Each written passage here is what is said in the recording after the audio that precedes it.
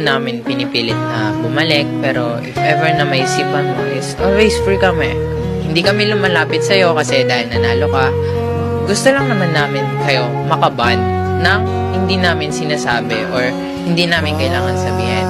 Naisipan nyo yung hindi pa namin kailangan ipagsabi sa inyo, parang nangingi kami ng 5. Parang ganun, like, kuya, babae kasi si mama, alam mo naman, kapag babae talaga matataas talaga ang pride.